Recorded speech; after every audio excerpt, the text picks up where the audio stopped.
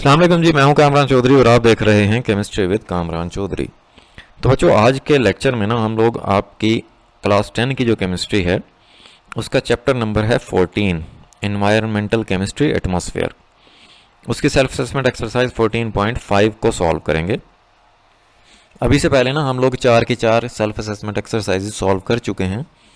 और मैं आपको ये भी बताता चलूँ कि अभी से पहले ना हम लोग आपके चैप्टर नंबर 9, 10, 11, 12 और 13 चैप्टर की सेल्फ असेसमेंट एक्सरसाइजेस को बड़ा डिटेल के साथ देख चुके हैं, सॉल्व कर चुके हैं। मैं तमाम लेक्चर्स अपलोड कर चुका हूँ। तो आप में से जिन लोगों ने वो लेक्चर्स देखने हैं, आप चैनल विज़िट करें, प्लेलिस्ट सेक्शन में जाओगे, वहाँ पे चैप्टर वाइज प्लेलिस्ट बनी हुई हैं तमाम चैप्टर्स की। तो उन प्लेलिस्ट में ना आपको तमाम के तमाम लेक्चर्स मिल जाएंगे। तो चलते हैं आज के लेक्चर की तरफ, जिसमें हम लोग सेल्फ असेसमेंट एक्सरसाइज 14.5 की स्टेटमेंट को देखेंगे और फिर 1 बाय 1 उसके सोल्यूशन को देखेंगे। स्टेटमेंट देख लेते हैं। सबसे पहले स्टेटमेंट क्या है। इसकी स्टेटमेंट में क्वेश्चन नंबर 1 जो है वो है, write 3 human activities that are responsible for air pollution. आपने कोई सी ऐसी 3 इंसानी सरगर्मियों के बारे में लिखना है। 3 इंसानी सरगर्मियां लिखनी हैं जो कि बेसिकली एयर पोल्यूशन की जिम्मेदार हैं। ठीक है, हवाई जो आलूदगी है उसकी जिम्मेदार हैं। सेकंड क्वेश्चन क्या है कि write 3 natural processes that are contributing in air pollution. फिर आपने कोई से 3 कुदरती प्रोसेसेस लिखने हैं जो कि बेसिकली एयर पोल्यूशन का बायस बनते हैं, हवाई आलूदगी का, फ़ज़ाई आलूदगी का बायस बनते हैं। ठीक है। फिर क्वेश्चन नंबर 3 में list main sources of the following air pollutants. अब ये कुछ आपको ना एयर पोल्यूटेंट्स गिवन है, मीन्स के वो सब्सटेंस जो कि एयर पोल्यूशन काज करते हैं वो हैं सल्फर डाइऑक्साइड, कार्बन मोनोऑक्साइड और नाइट्रोजन डाइऑक्साइड। तो आपने ना इनके सोर्सेज बताने हैं कि ये कहाँ से जनरेट होते हैं, कहाँ से पैदा होते हैं। ठीक हो गया।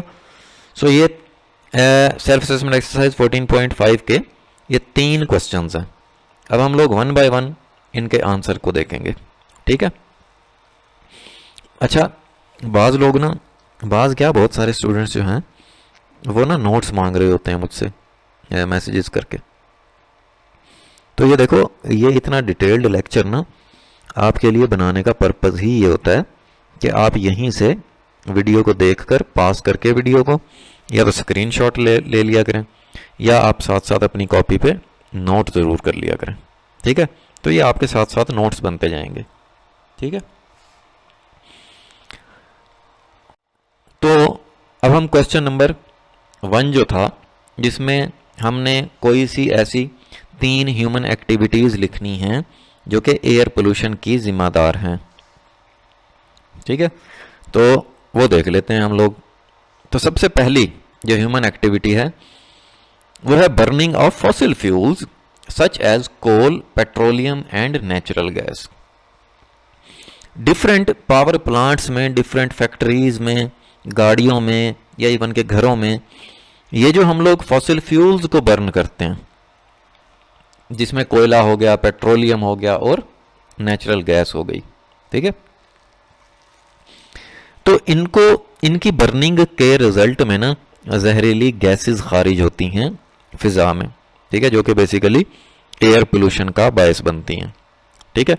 फॉसिल फ्यूल्स का आपको अंदाज़ा होगा कि जो प्लांट्स और एनिमल्स के जो डेड रिमेन्स होते हैं, मतलब उनकी जो लाशें होती हैं, बॉडीज़ होती हैं, वो गलने सड़ने के बाद, लाखों करोड़ों साल गुजरने के बाद वो इन 3 चीज़ों में कन्वर्ट हो जाती हैं, कोल कोयले में, पेट्रोलियम में और नेचुरल गैस में। तो इनको बेसिकली हम लोग फॉसिल फ्यूल्स बोलते हैं। ठीक है।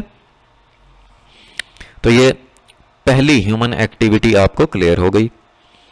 फिर इसी तरह से कटिंग डाउन ट्रीज या डिफॉरेस्टेशन जिसको बोलते हैं, मतलब जंगलात का काटना, दरख्तों का काटना, can contribute to air pollution. दरख्तों का, जंगलात का काटना एयर पोल्यूशन का बायस बनता है। कैसे?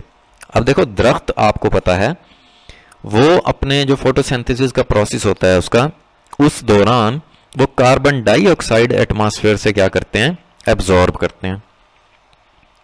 अब जब दरख्त होंगे ही नहीं, ठीक है, तो कार्बन डाइऑक्साइड भी एब्जॉर्ब नहीं होगी, वो एटमॉस्फेयर में ही रहेगी, जिसकी वजह से ग्लोबल वार्मिंग होगी, टेम्परेचर क्या होगा, इंक्रीज होगा।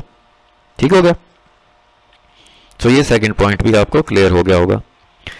अब जो थर्ड एक्टिविटी है वो है factories and power plants that burn coal और oil release poisonous gases in the air. ये मैंने ऑलरेडी आपको बता दिया कि फैक्ट्रीज में या पावर प्लांट्स में मीन्स के जहां पे बिजली बनती है, बिजली घर को पावर प्लांट बोलते हैं, उनमें क्या करते हैं हम लोग, कोयला या ऑयल बर्न कर रहे होते हैं, जला रहे होते हैं, जिसकी वजह से जहरीली गैसेस जो है वो फिजा में जाती हैं, एयर में एंटर होती हैं, जो कि बेसिकली एयर पोल्यूशन का बायस बनती हैं। ठीक हो गया। सो ये 3 ह्यूमन एक्टिविटीज मैंने आपको डिटेल के साथ बता दी। ठीक है, तो इतनी आप लिख दोगे, आपको पूरे मार्क्स मिल जाएंगे। अब हम चलते हैं नेक्स्ट क्वेश्चन की तरफ। नेक्स्ट क्वेश्चन क्या है जी, write 3 natural processes that are contributing in air pollution. अब कोई से 3 कुदरती ऐसे प्रोसेसेस आपने बताने हैं जो कि बेसिकली एयर पोल्यूशन कॉज करते हैं।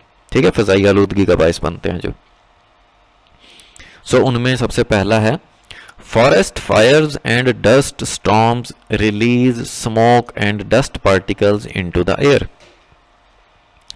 जो फॉरेस्ट फायर, जंगलात में आग का लगना, एंड डस्ट स्टॉर्म्स जो कि और जो गर्द के तूफान होते हैं, ठीक है, वो बेसिकली क्या करते हैं, एयर में स्मोक और डस्ट पार्टिकल रिलीज करते हैं। ठीक है, जिसकी वजह से ऑब्वियस सी बात है सांस लेने में दुश्वारी होती है और ये एयर पोल्यूशन कॉज करते हैं। ठीक हो गया। सो ये पहला एक नेचुरल प्रोसेस आ गया। ठीक है, मीन्स के देखो डस्ट स्टॉर्म्स का तो आपको अंदाजा होगा, फॉरेस्ट फायर भी मतलब टेम्परेचर ज़्यादा होने की वजह से या इन्वायरमेंटल चेंजेस की वजह से ना जंगलात में आग लग जाती है। ठीक है, कुदरती तौर पे, ज़रूरी नहीं है कि कोई सिगरेट जला के जो है ना उसमें फेंक दे, ठीक है, या एम ही कोई शैतानी कर दे। सो पहला पॉइंट क्लियर हो गया। जो दूसरा नेचुरल प्रोसेस है वो है volcanoes emit clouds of dust and poisonous gases along with ash, जिसको आप लावा बोलते हो। ठीक है, वॉल्केनोज मीन्स के पहाड़ फटते हैं, वो क्या करते हैं, emit clouds of dust and poisonous gases, वो धुएं के बादल, ठीक है, या गर्द के बादल और पॉइजनस गैसेस, जहरीली गैसेस जिनमें बेसिकली राख शामिल होती है, तो वो एयर में रिलीज करते हैं, जिसकी वजह से एयर पोल्यूशन काज होती है। ठीक हो गया। नेक्स्ट जो पॉइंट है, जो नेचुरल प्रोसेस है वो है termites and cows also release large amount of methane in the air. अब जो टर्माइट्स होती हैं, जो चींटियां होती हैं, ये जो जैसे लिविंग ऑर्गेनिजम्स जो है ना, वो सारे मतलब गैस खारिज करते हैं। ठीक है, तो ये टर्माइट्स भी जो है ना ये गैस खारिज करती हैं, और काउज गाय, ये भी मतलब बाज़ औक़ात जहाँ से मतलब इंसान या जानवर गैस खारिज करते हैं, गैस रिलीज करते हैं, काऊ जो है वहाँ के अलावा मुंह से भी कुछ गैस खारिज करती है। ठीक है, अब वो कौन सी गैस होती है, वो मीथेन गैस होती है। ठीक है, मीथेन गैस जो है वो ग्लोबल वार्मिंग का बायस बनती है। ठीक है, सो ये 3 नेचुरल प्रोसेसेस आप लोगों ने लिख दिए जो कि एयर पोल्यूशन काज करते हैं, आपको 3 मार्क्स पूरे मिल जाएंगे। ठीक हो गया। अब चलते हैं हम नेक्स्ट क्वेश्चन पे। नेक्स्ट क्वेश्चन ये था जी कि ये जो एयर पोल्यूटेंट्स हैं ना, सल्फर डाइऑक्साइड, कार्बन मोनोऑक्साइड और नाइट्रोजन डाइऑक्साइड, इनके आपने सोर्सेज लिखने हैं, ये कहाँ से प्रोड्यूस होते हैं। ठीक है, तो सबसे पहले हम लोग सल्फर डाइऑक्साइड का सोर्स देख लेते हैं। सल्फर डाइऑक्साइड जो है वो power stations and industries using fossil fuels, जितने भी फैक्ट्रीज हैं, इंडस्ट्रीज हैं या बिजली घर हैं जहाँ पे बिजली बनती है, पावर प्लांट्स बोलते हो, उनमें जो फॉसिल फ्यूल्स बर्न होते हैं, उन फॉसिल फ्यूल के बर्न होने के रिजल्ट में सल्फर डाइऑक्साइड प्रोड्यूस होती है।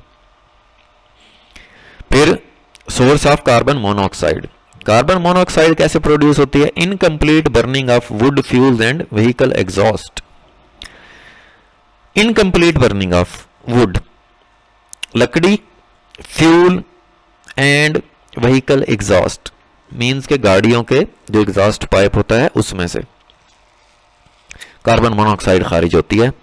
कब? जब फ्यूल जो है वो प्रॉपरली बर्न ना हो, कंप्लीटली बर्न ना हो, या तो ऑक्सीजन की लिमिटेड सप्लाई हो ना, ठीक है, तब कार्बन जो है वो ऑक्सीजन के साथ मिलकर कार्बन मोनोऑक्साइड प्रोड्यूस होती है। ठीक है, अगर ऑक्सीजन वाफिर मिकदार में मौजूद है तब कार्बन जो है वो फिर ऑक्सीजन के साथ मिलकर या कार्बन मोनोऑक्साइड फर्दर ऑक्सीजन के साथ मिलकर कार्बन डाइऑक्साइड बनाती है, जो कि पॉइजनस नहीं है, जबकि कार्बन मोनोऑक्साइड जो है ये पॉइजनस है। ठीक है, ये एयर पोल्यूटेंट कह सकते हो आप इसको। फिर next, source of nitrogen dioxide. अब नाइट्रोजन डाइऑक्साइड कहां से प्रोड्यूस होती है? Exhaust fumes of motor vehicles, means के गाड़ियों के जो साइलेंसर में से जो फ्यूल बर्न होने के बाद जो धुआं निकलता है, जो गैसेस निकलती हैं, उनमें नाइट्रोजन डाइऑक्साइड भी होती है।